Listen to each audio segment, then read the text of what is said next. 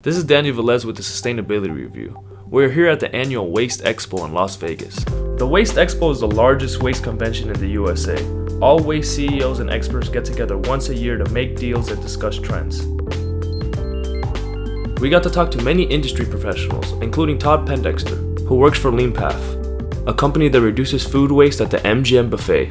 Since they are a buffet and an all-you-can-eat, those are typically the types of operations that we can come in and have a significant impact in. There's a lot of data to be learned there, looking at what's being wasted, what time of day. There's certainly reuse opportunities with buffets. We get a lot of universities that reach out with interest in the private sector.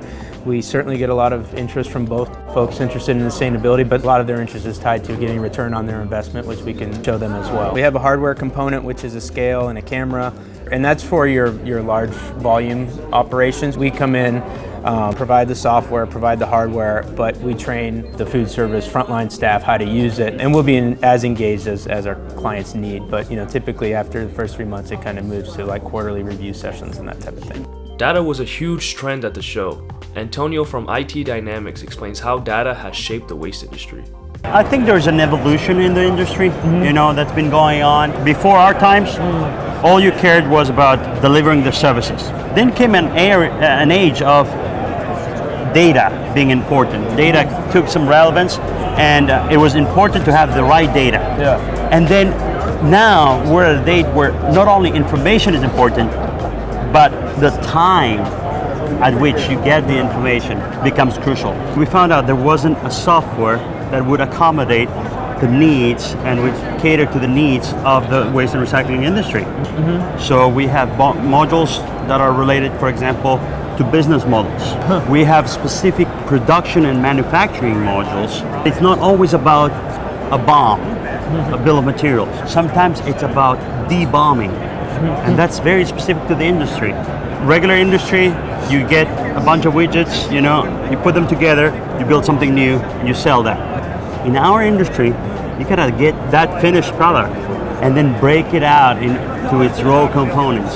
So we had to explain the concept of debombing, and how to handle cost around inventory when you're debombing. It's a fairly complex situation.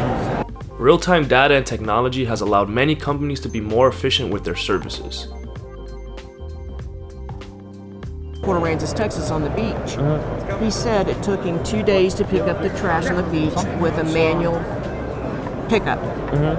But with these new cans that he bought, 300 gallons what he bought, he was able to do it with one truck, and he was able to do this one man, one truck in 2 hours. So the savings of having the larger can made a big difference. I've been in the waste industry for a number of years, and the biggest change, or it's more of an evolution, and it's been an ongoing evolution where more and more municipalities and more private and national waste haulers are converting over to what we refer to as automated collection systems. Like this truck right here next to us, it's an arm that reaches out, it grabs the cart and lifts it up. It's a safer, cleaner, more efficient way to collect waste and recycling.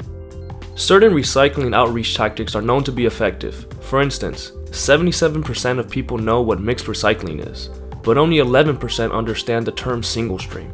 Although they mean the same thing, companies and municipalities still use the term single stream. Why aren't they using research-based tactics that are known to be effective? One of the people we traveled with, a guy from West Springfield, he's head of their Department of Public Works. So everything the Department of Public Works does, from water to sewer to road repair to recycling to garbage, etc., he's in charge of. And he doesn't have, his staff is almost non-existent, and he's got a pretty big town. So the fact that he's not a marketing expert on how to best message recycling messaging to his residents is zero surprise to me. We do use some of the Keep America Beautiful research. The studies tend to be skewed toward whatever the person behind the scenes actually wants the study to say. So we use some of the information we get from them, but not all. A lot of it is driven. The most important thing for everybody is price. Price. So they're going to tell you what they want, what they need it to do, what the capacity needs to be, where it's going to be placed, and what type of price point the market's going to be able to bear for a receptacle. As you can see, the public sector is overloaded with tasks and the private sector is focused on delivering the products their customers want. not what researchers want. This is a classic example of why research doesn't get applied to the real world. This has been Daniel Velez with the Sustainability Review. Be sure to check out part 2 of our coverage of the Waste Expo. Like us on Facebook at the Sustainability Review and follow us on Twitter at TSR Journal.